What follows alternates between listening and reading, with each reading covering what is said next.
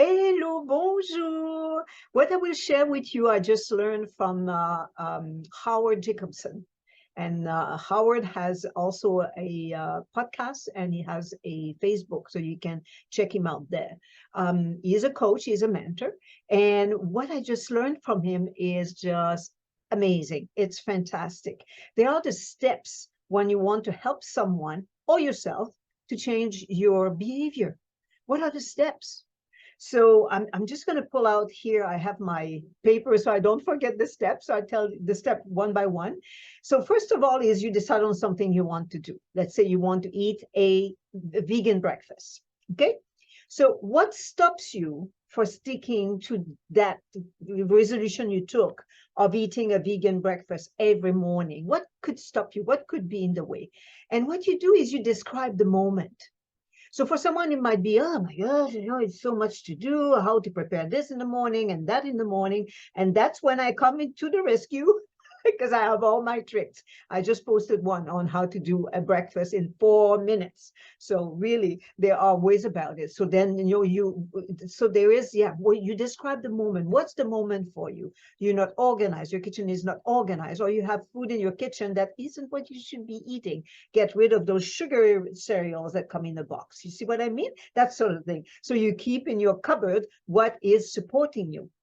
And then what you do, there you go, you do what I'm just doing now is you brainstorm action that will entice you to keep eating that good breakfast. I call it a vegan breakfast is actually a vitality boost breakfast. That's what it is. So yeah, what would entice you to eat your vitality boost breakfast? Because you know it's good for you. So what will entice you to do that? So you find ideas as to why you would do that, and then that defines your why, and your why as being a must or it's an interest. Well, if you have an interest into doing it, like, oh yeah, it sounds like a good idea, maybe I should, that might not be strong enough. So you find a why that is strong enough. For me, as you can see, gray hair, so I'm 65 years old. So certainly when I look at people in senior homes that are wearing a diaper and are being spoon-fed, that's not where I want to go. I don't want to go there. And I know it starts with food. I know that it starts with food to keep you healthy, and you are all the way until you kick the bucket. So you stay healthy for your life. And that's my why. I'm not going to change my diet because it works beautifully for me. As you can see, lots of energy and no pills, no medication of any kind, no aches, no nothing.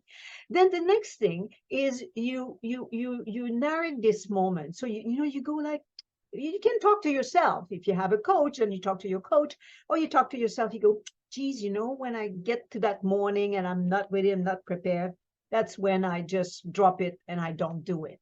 So you find the moment like, okay, I reached in the cupboard and I don't have what I need and I don't have the fruits, or again, I have this food that I shouldn't be eating, those sugary cereal.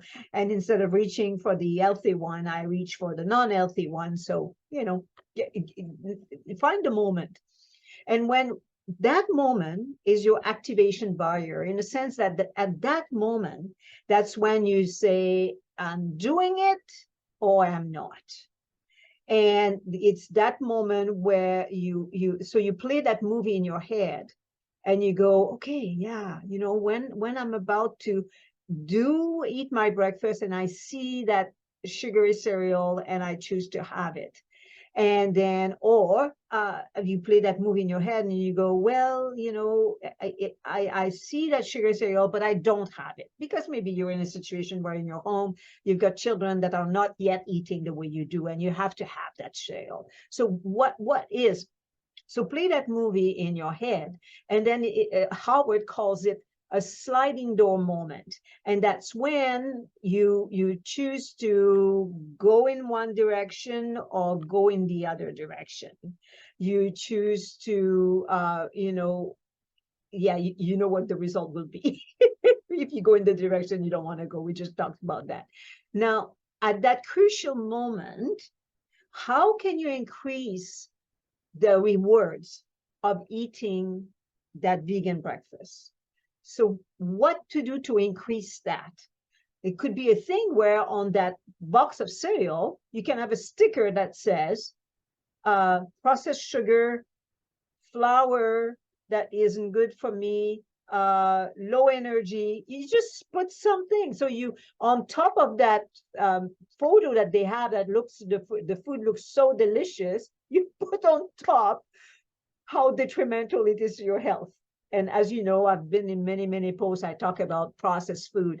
When food isn't from garden to your plate, when it's processed, when it has the sugar, the fat, and the salt, that creates this addiction. And then your brain cannot stop and say, okay, you had enough, stop eating. You keep eating, you gain weight, you don't have energy, you have inflammation. It all creates that, right? So I spoke about that. So you can put that on that box that you're about to grab, and then you go, oh, okay, do I want to really do that? So what could you find that would increase the reward on the box that you have, on the container that you have, because it wouldn't be a box most likely, the container that you have that is good cereals for you, then you write all the pluses, all the nutrients, all the vitamins, the minerals, the energy it gives you, you write it down on that container. So then you compare the two and you go, what do I do this morning? Do I decrease my energy or do I increase my energy? You see what I mean? So you increase the rewards. And then put in place systems and procedures that, supports you to do it. And that, like I said, I just did a post and I showed how you can do a breakfast in 4 minutes, because that's what I do for myself. I don't at every meal take 2 hours to prepare a meal. I wouldn't do it. So I found ways of making it efficient, and I stick to eating living cuisine, vegan. And in doing this, you're setting up yourself for success. And then you tap yourself on the shoulder. Good job, Agathe. You're doing it. And you get, what Howard was talking about is the dopamine. So you get a surge of dopamine. You change your neuro, what's it called? There's a word I forgot now. I'll put it in the post. You change that so that you get a hit of dopamine, which tells you, I want this for the good, for something that is healthy rather than unhealthy. So you might in the past get a hit of dopamine when you see glazed donuts. And now you get a hit of dopamine when you see a healthy, it wouldn't be a donut. It would be something else in eating healthy. But your dopamine hit is being changed to something healthy. As Howard was saying, in the past, like it's part of our system, that dopamine. So in the past, the way it was for people, they would go in, let's say, walk and come through an orchard, and there were beautiful apple trees with red apples. You'd go for that one and eat that apple, and you go, oh, it's so delicious. So it wasn't an issue because, yeah, maybe you can overeat apples that day, but they come at a certain time of the year, not the rest of the year. In a sense, well, now we can order apples every time that we want, but in a sense that's how it was. But now what it is with what we have is you go to the grocery store, and sure enough, when you get at the till, right at eye level, you got a Snickers bar and a Kit Kats and all the things you shouldn't eat. So if what there is to do is change your dopamine hit for an apple instead of the Snicker bars. You see what I mean? And you can do that. You can do that. And then the serotonin is the happy hormone as well, but is the one that brings satisfactions, like you enjoyed this so much. So when you're eating your healthy breakfast, take the time to chew, take the time to savor, take the time to really enjoy the texture of the food. Take the time. And that with time will replace the one option that isn't so healthy for you. Wishing you all the best, and get in touch if you need any help. I'm here for that. Have a beautiful day.